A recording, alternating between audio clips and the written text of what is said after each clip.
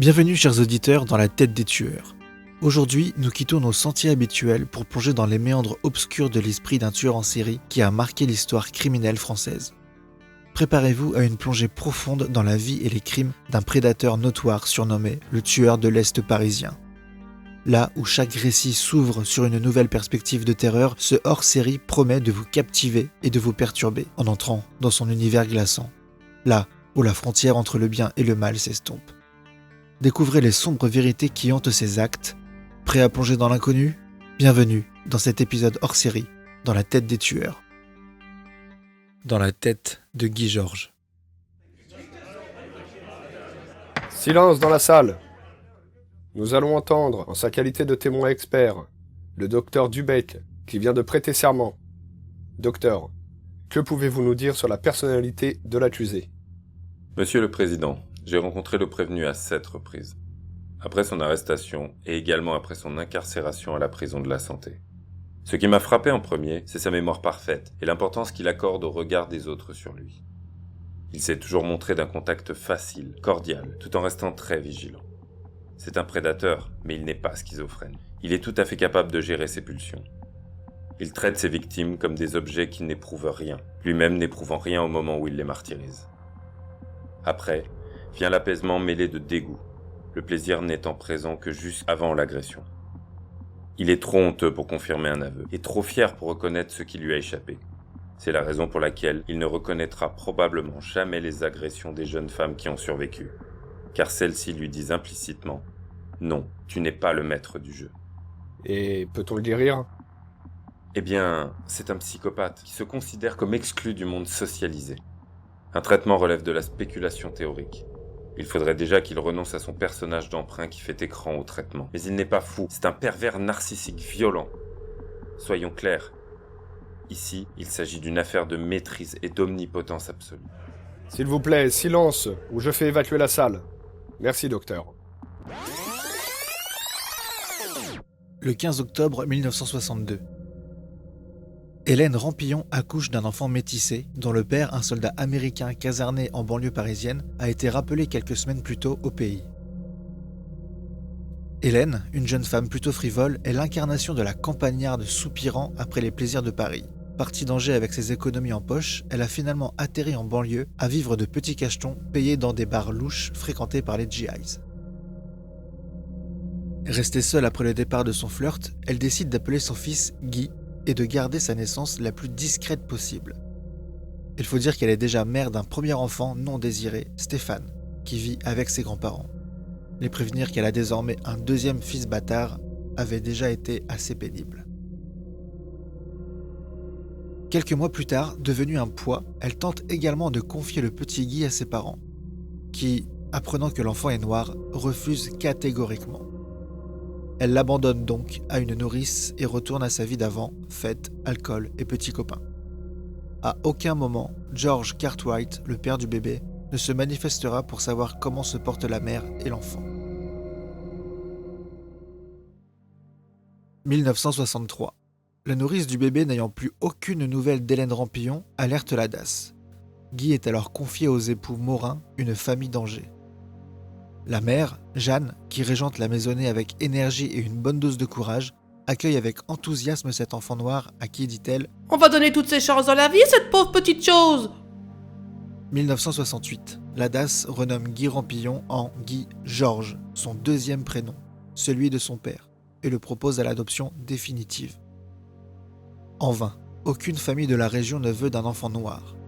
Qu'importe, les Morins qui hébergent déjà 5 enfants de la DAS en plus des leurs semble s'accommoder de ce petit Guy espiègle, affectueux et doux. De 1972 à 1978, la chanson des Jours Heureux a changé d'air. Ce qu'on entend désormais entre les murs des Morins ressemble à un staccato exécuté par un forcené, et c'est là la promesse d'un désastre. Car le petit Guy, âgé de 10 ans, s'est découvert une grande passion, la chasse.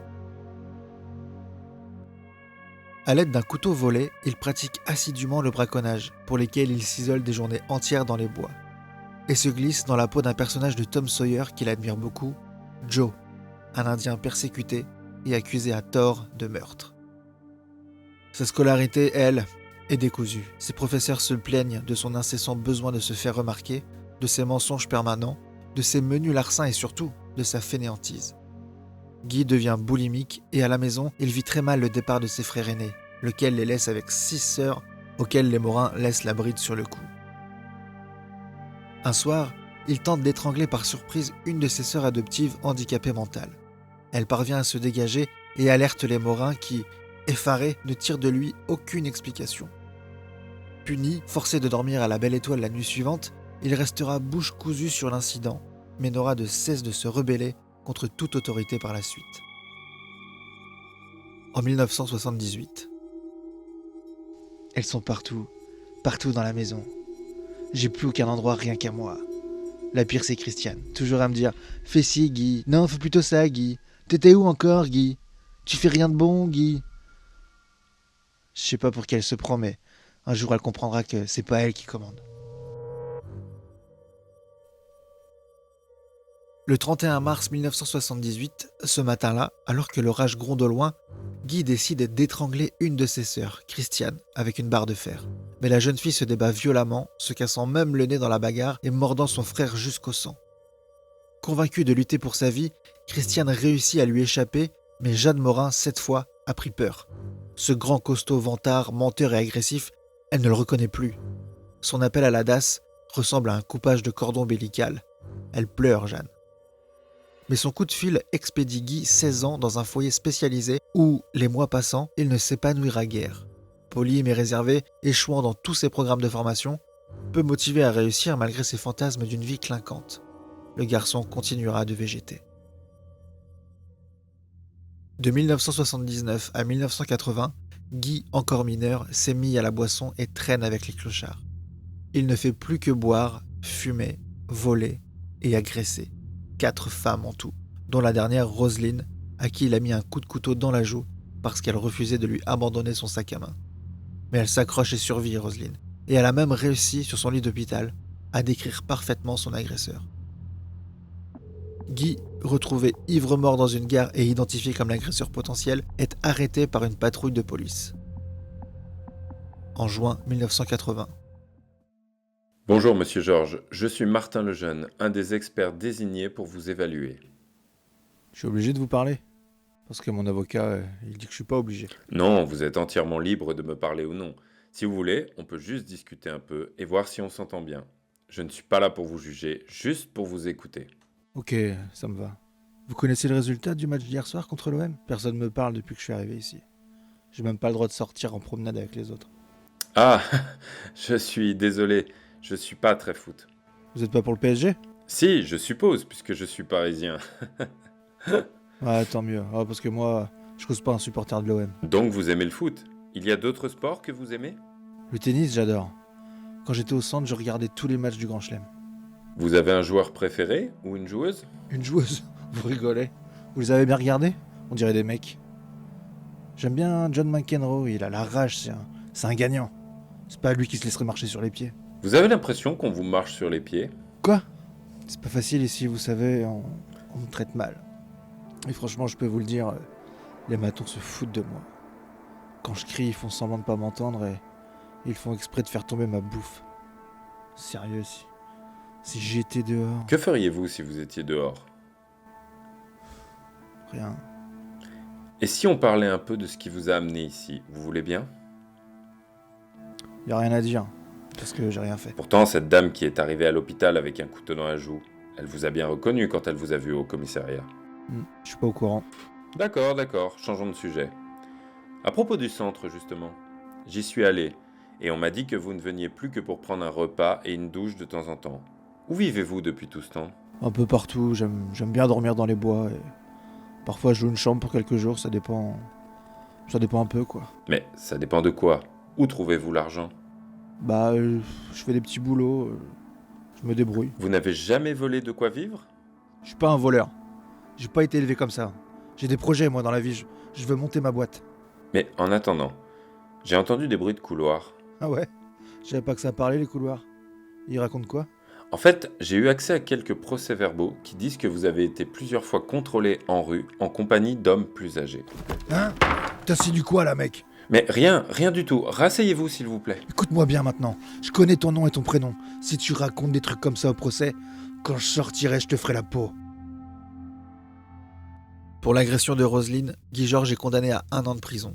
Le rapport du docteur Lejeune était pourtant sans appel, le décrivant comme instable, impulsif et immature.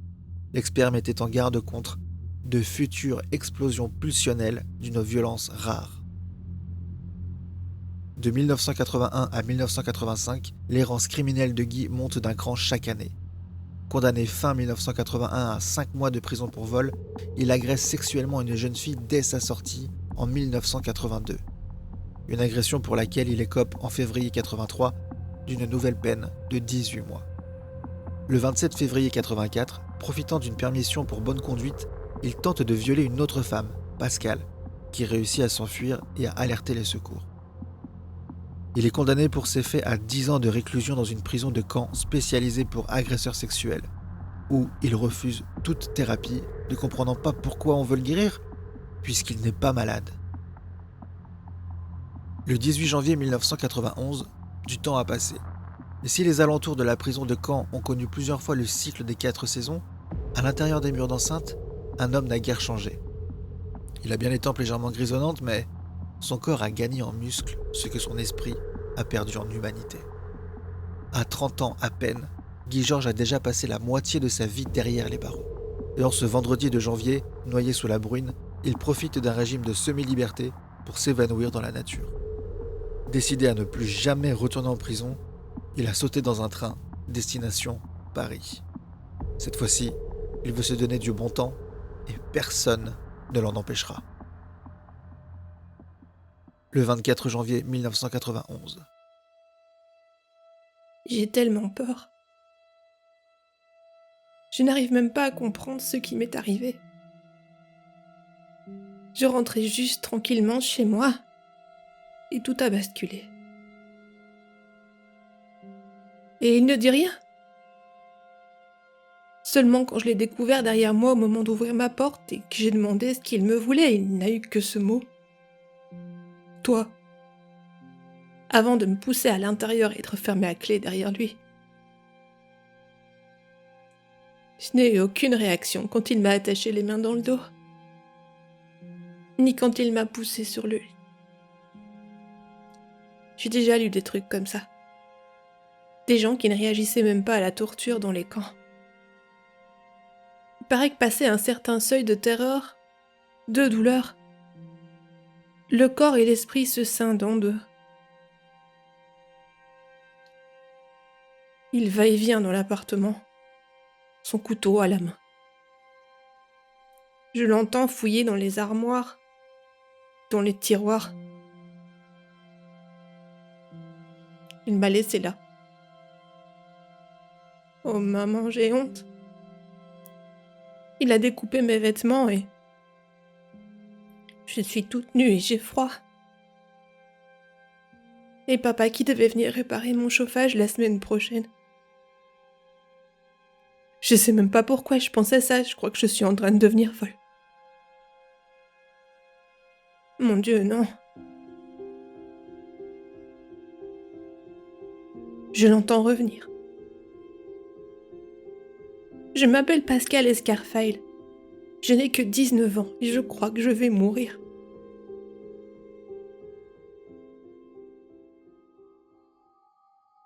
Le 25 janvier 1991, 5 heures du matin, au 41 rue Delambre, dans le 14e arrondissement.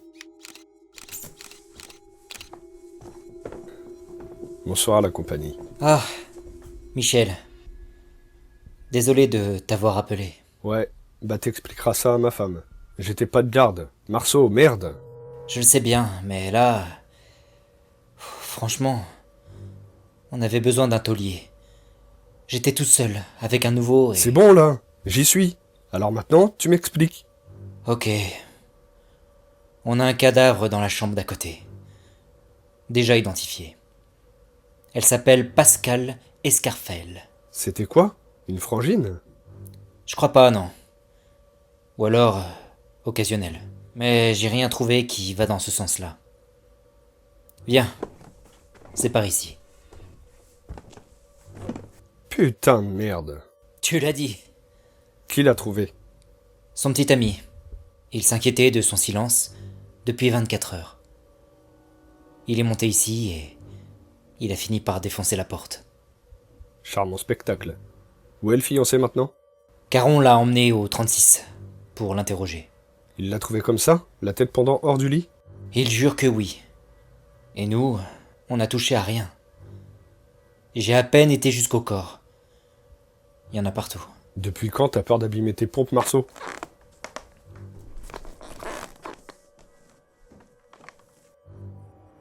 Il a découpé ses fringues? En tout cas, sa culotte et son soutif, oui. On a retrouvé son pantalon et un haut noir sous le canapé. Intact. T'as trouvé des ciseaux dans le coin?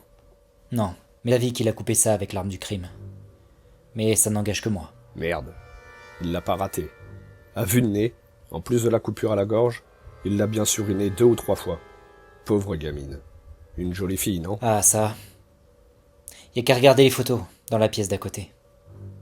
Blonde, un beau sourire. Ouais, une belle nana. Chef, la scientifique est là. Ils attendent votre feu vert. Ok. Allez, Marceau. On dégage. Le 17 février 1991. S'étant trouvé rapidement sans le sou, obligé de dormir dans la rue, bref, aux abois, Guy Georges décide de se constituer prisonnier afin de retourner quelque temps à l'ombre. Il est réincarcéré à Caen où personne ne semble se soucier de ce qu'il a fait durant son mois d'évasion.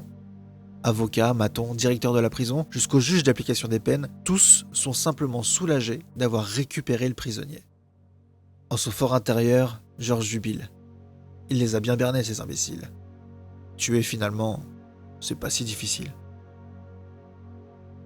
Le 4 avril 92, sans avoir terminé ses 10 ans de prison et alors que par-dessus le marché, il s'est rendu coupable d'une évasion l'année précédente, Guy Georges est définitivement relâché. Sans hésiter, il retourne à Paris, où il passe de squat en squat avec une réputation de beau gosse, joyeux, noceur, toujours prêt à rendre service. Et pourtant, fin avril, vers minuit, il agresse une nouvelle jeune femme, Éléonore, une étudiante qui se rendait chez un ami. Il la suit dans l'entrée de l'immeuble, lui met son couteau sous la gorge jusqu'à la faire saigner et tente de la violer. Attirés par ses hurlements, les habitants accourent, poussant Georges à la fuite. Mais une voiture de police qui patrouillait dans le secteur réussit à l'intercepter.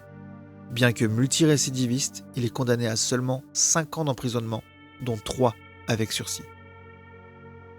Il y avait pourtant matière à un procès d'assises, mais on jugea que l'issue d'une telle procédure était hasardeuse et surtout trop coûteuse pour les contribuables. Alors, grâce à cette période de disette judiciaire, Guy Georges, après 2 ans à peine, rentre à Paris. Sauf que cette fois, il se prostitue auprès d'une clientèle d'hommes riches. Fini les squats. Libre comme l'air, les poches pleines, un des pires prédateurs sexuels de tous les temps erre dans la capitale au gré de ses fantasmes. Et il a encore gagné en dangerosité. Il a beaucoup de temps à tuer désormais. Le 7 janvier 1994. Celle-ci, je l'ai pas loupée. J'étais assis à une terrasse de café quand je l'ai vu passer au volant de sa voiture, au pas. Une belle brune aux cheveux longs. Je me suis levé tout de suite et j'ai suivi la bagnole jusque dans un parking souterrain. J'ai vu la fille ouvrir un box et s'y garer. Alors je m'y suis glissé aussi et j'ai refermé le volet. Elle était coincée. J'ai vu la peur dans ses yeux et ça m'a fait bander. D'ailleurs, c'est le meilleur moment. Certains ressemblent à des biches prises au piège avec leurs grands yeux suppliants. Parce que, voyez-vous, il y a 2 catégories. Les lionnes qui hurlent et se battent pour leur vie. Et les biches qui sont paralysées et qui croient que si elles font tout ce que je leur dis, tout ira bien. Celle-ci, elle a trop regardé les séries télé. Elle n'arrête pas de répéter que son prénom est Catherine, en détachant bien toutes les syllabes. Catherine. Elle croit sûrement que si je sais comment elle s'appelle, je pourrais pas la dépersonnaliser ou un truc du genre.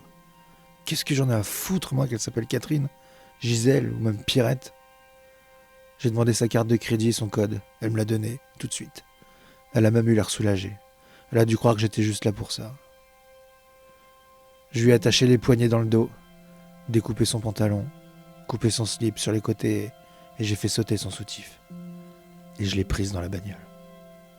Quand j'ai eu fini, je lui ai mis un foulard qui traînait là dans la bouche et et j'ai fait des trous avec mon opinel.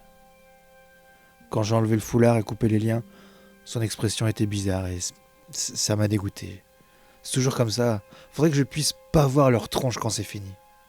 J'ai tout refermé, j'ai retiré 3800 francs à un distributeur avec sa carte et je suis rentré pour regarder un de ces vieux films en noir et blanc. Un truc qui passe la nuit. Là.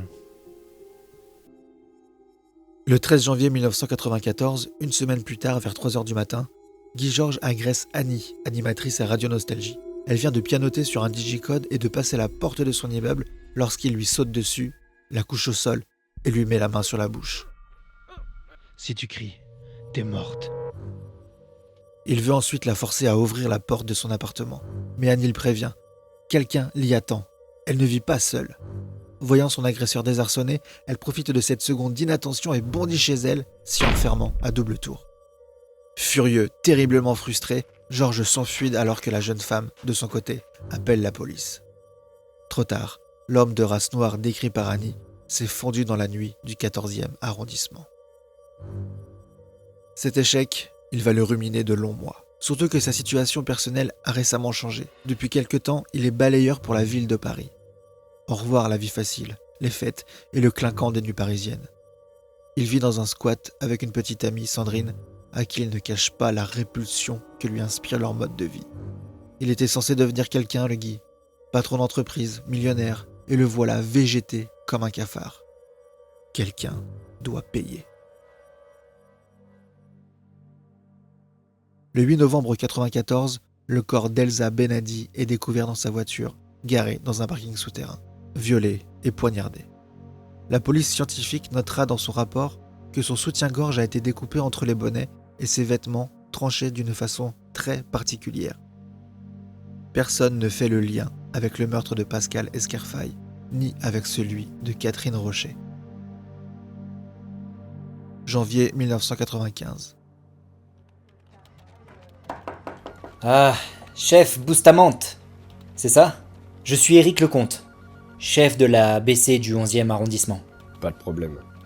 On s'emmerde tellement au 36 que j'avais que ça à faire. Ok, on connaît la chanson. Il y a qu'au 36 qu'on bosse, hein. Mais je crois que ce que j'ai là va vous intéresser. Je vous en prie. Asseyez-vous.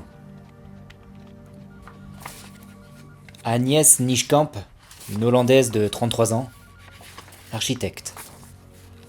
Découverte par son petit ami durant la nuit du 9 au 10 décembre de l'année dernière. Cela vous rappelle quelque chose? Peut-être. Le corps n'a pas été bougé. Très peu.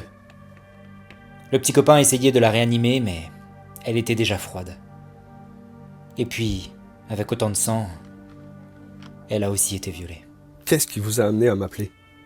J'ai un ami qui bosse au 36. On boit des pots de temps en temps. Il m'a parlé d'un meurtre, début 91, qui ressemblait beaucoup à ce qu'on voit là. Vous confirmez? Ouais.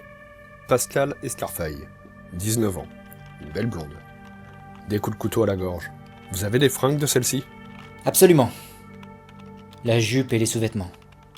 Découpés. Sans doute avec une lame tranchante. Le soutien-gorge a été tranché, entre les bonnets. Pareil que pour Escarfaille. Et pour Catherine Rocher? Minute papillon. Rocher, c'est pas tout à fait le même modus operandi. Mais ses vêtements ont bien été découpés de la même façon. Ouais. Et même découpe dans le cas Elsa Benadi. Qui? Retrouvée dans sa voiture, garée dans un sous-sol du 13e. Violée, surinée. J'ai pas connaissance de ce dossier. Et puis d'ailleurs, ça date de quand? La nuit du 8 novembre de l'année dernière, un mois pile avant la mort d'Agnès Nieschkamp. Bordel! Très bien. On va tout mettre sur la table et vous allez arrêter de me jeter des miettes à la gueule. Je peux vous transmettre l'entièreté des dossiers dans l'heure, mais je parie que votre ami vous les a déjà transmis. Je me trompe? Non. Alors dites-moi plutôt ce que vous avez trouvé qui soit exploitable. Du sperme, mais rien n'a matché dans la base ADN. Et une empreinte qui n'a jamais été répertoriée. Ok. Un coup dans l'eau donc. Mais la prochaine fois, on le coincera ce fils de pute. Le 16 janvier 1995, Elisabeth Ortega, une psychomotricienne de 23 ans, est suivie jusqu'à son appartement après une sortie en boîte de nuit. Guy Georges, armé d'un couteau, surgit derrière elle et la pousse dans le salon. Faisant preuve d'un grand sang-froid, la jeune femme entame avec son agresseur un étrange dialogue, presque détendu. Guy Georges fume et tente de la rassurer. Il veut juste se reposer un peu. Il l'attache et s'absente quelques minutes pour éteindre toutes les lampes. Durant ce court laps de temps, Elisabeth, dans un sursaut de survie incroyable, arrive à détacher ses liens, ouvre la fenêtre du rez-de-chaussée et saute dans la rue. Échec et mat. Guy Georges, l'oiseau envolé, a été obligé de se replier dans un énième squat, où il rumine sa rage et sa frustration. Celle-ci était une lionne, il n'y a vu que du feu. Et cerise sur le gâteau, la scientifique annonce que l'ADN trouvé sur le mégot de cigarette match avec celui du sperme recueilli sur Agnès Nischkamp. Le 8 juillet 1995, il n'a tenu qu'un seul mois, encore une fois. Il a repéré la fille dans la rue, comme à son habitude. Il adore traîner à la sortie des boîtes de nuit. Elle a de longs cheveux bruns, une belle bouche. Et quand il l'aborde, juste avant qu'elle n'entre dans le hall de son immeuble en lui demandant une cigarette, il découvre qu'elle a un sourire éblouissant. Elle est aimable et elle n'a pas l'air de se méfier de cet inconnu qui l'accoste à cette heure de la nuit. L'instinct souffle à Guy Georges que celle-ci, c'est une biche. Son corps supplicié sera retrouvé le lendemain matin par son fiancé. Elle s'appelait Hélène Frinking, 27 ans. De l'ADN retrouvé sur la scène de crime reliera cet homicide aux 2 affaires précédentes. Mais un portrait robot peu ressemblant, établi précédemment par Elisabeth Ortega, n'aura de cesse d'envoyer la police sur de fausses pistes. Et Guy Georges, malgré sa négligence grandissante sur les lieux des meurtres, peut continuer de dormir sur ses 2 oreilles. Le 25 août 1995, devenu incontrôlable, Georges réitère son modus operandi. Suivre une jolie fille, Mélanie B, repérée dans la rue, jusqu'à chez elle, dans le Marais. Or, quand il la pousse dans son appartement, il est surpris d'y trouver le compagnon affalé devant la télé. Dans sa fuite, Georges perd son portefeuille, que le couple s'empresse d'amener au commissariat. Mais à quoi pensait donc le tueur quand il se présente le lendemain dans le même commissariat pour déclarer la perte de ses papiers d'identité ? Était-il troublé par l'échec cuisant de la veille ? Ou naïf au point de croire que le couple n'allait rien faire du portefeuille de leur agresseur ? Nul ne le sait. Guy Georges fut arrêté le 9 septembre, mais à la suite d'innombrables manquements dans la procédure d'enquête. Il réussit encore une fois à passer par les mailles du filet. La motivation qui l'a poussé à suivre cette jeune fille dans l'appartement, le vol, pas le viol, et la différence est importante car, alors, son sursis n'est pas révocable. L'analyse de son ADN, non concluante, car uniquement comparée aux meurtres commis dans les voitures, où une seule minuscule tache de sang avait été découverte sur un prospectus. Les ciseaux et les rouleaux de scotch trouvés dans sa chambre d'hôtel, quelqu'un a dû les déposer là à son insu. Par acquis de conscience, sa photo est présentée à Elisabeth Ortega, qui ne le reconnaît pas. Son dossier n'est donc pas lié au meurtre des appartements, et ni son ADN, ni ses empreintes ne font l'objet d'une comparaison avec ceux trouvés chez Agnès Nischkamp et Elisabeth Ortega. Il réintègre la prison pour une simple nouvelle peine de 30 mois, à sa propre surprise. Quels imbéciles ces flics. Et cette petite conne qui m'a même pas reconnu. Détenu modèle, décrit comme sympathique, affable et facile à vivre, il sort de la centrale de Châteaudun en juin 1997. Durant ce temps, Bustamante et Lecomte, restés en contact, notent qu'aucun meurtre de leur tueur n'a apparemment eu lieu depuis 18 mois. Où est-il ? Ils ont passé en revue la liste des récents engagés dans la Légion étrangère, les hôpitaux psychiatriques, visité les morgues, rien. Oscillant entre le soulagement et la frustration, ils attendent un signe du fauve. Le 23 septembre 1997. Eric, c'est Michel. Rejoins-moi au 71 rue d'Hautpoul, dans le 19e. Mine-toi! Arrivé toute sirène hurlante, le comte débarque sur une scène de crime dont la vision lui hérisse les poils. La fille n'est pas morte depuis longtemps, il en jurerait, ce qui en soi constitue une nouveauté parce que on est en plein après-midi. Elle est nue, jetée en travers du lit, entravée avec un oreiller sur le visage. De là où il se tient, le comte peut voir les lacérations qui l'ont traversé de part en part, et cela même alors qu'il est gorgé de tant de sang qu'on pourrait le croire vermillon d'origine. Son soutien-gorge gît au sol, coupé en son milieu. Un raclement de gorge le fait se retourner brusquement. Il aperçoit Bustamante, qui se tient dans le coin de la chambre, juste derrière la porte. C'est lui. C'est obligé que ce soit lui. Le comte acquiesce.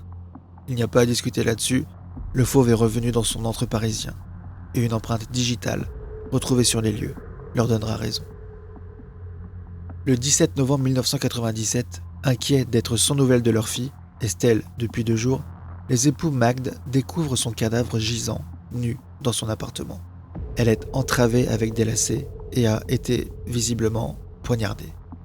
Bustamante et le comte, sous l'égide du juge Thiel, décident de tout reprendre depuis le début. Par chance, encore une fois, le fameux ADN masculin est retrouvé et il est confirmé désormais dans 4 meurtres supplémentaires. Ceux de Pascal et Magali, mais aussi ceux de Catherine et Elsa. Au même moment, une source informe les médias que dans l'ignorance générale, un tueur en série a déjà tué 7 femmes et il le baptise le tueur de l'Est parisien. Les brigades criminelles unissent leurs forces pour débusquer le tueur, Bustamante et le comte en tête. Échaudé par tout ce battage, Guy Georges tente de repasser sous les radars, mais en vain. Il chaparde dans les magasins, se trouve mêlé à des rixes dans des bars, vole un scooter. Arrêté plusieurs fois puis relâché, il attire de plus en plus l'attention sur lui. Surtout que le juge Thiel a enjoint à tous les laboratoires du pays, privés et publics, de rechercher le fameux ADN dans leur base de données. Le 23 mars 1998, à 19h, la patronne du labo de Nantes a un choc. Là, sous ses yeux, la correspondance. Aussitôt, la machine se met en branle, planque devant les squats, devant Saint-Vincent-de-Paul, devant sa banque, mais Guy Georges ne se montre pas. Alors qu'il est devenu l'ennemi public numéro 1, une fuite se produit vers les médias. Une station de radio dévoile son identité, provoquant la fureur du juge Thiel, mais aussi celle de tous les flics de Paris. Guy Georges est finalement repéré à la sortie de la station de métro Blanche et arrêté sans aucune résistance. La traque est terminée. Le fauve est en cage. Mais encore faut-il qu'il y reste. Il nie tous les meurtres, exige un seul et même juge, car 3 juges instruisaient les 7 meurtres, et tente même de s'évader. Longuement examiné par des psychiatres, il fut reconnu le 14 mars 1999 comme étant responsable de ses actes. Lors de son procès en 2001, il ne finit par reconnaître les 7 meurtres que poussés dans ses derniers retranchements et déclarera à l'annonce de sa peine de réclusion à perpétuité qu'il ne la purgerait pas parce qu'il allait se suicider. À la suite de cette affaire, Elisabeth Guigou, alors ministre de la Justice, fit voter la création d'un fichier national unique regroupant toutes les empreintes génétiques des délinquants et des criminels sexuels, le FNAIG, qui changea profondément le suivi des affaires criminelles en France. Aujourd'hui âgé de 60 ans, Guy Georges est toujours emprisonné à Enisheim, dans le Haut-Rhin. Il y est toujours décrit comme docile, de bonne composition, poli, bref, le détenu idéal.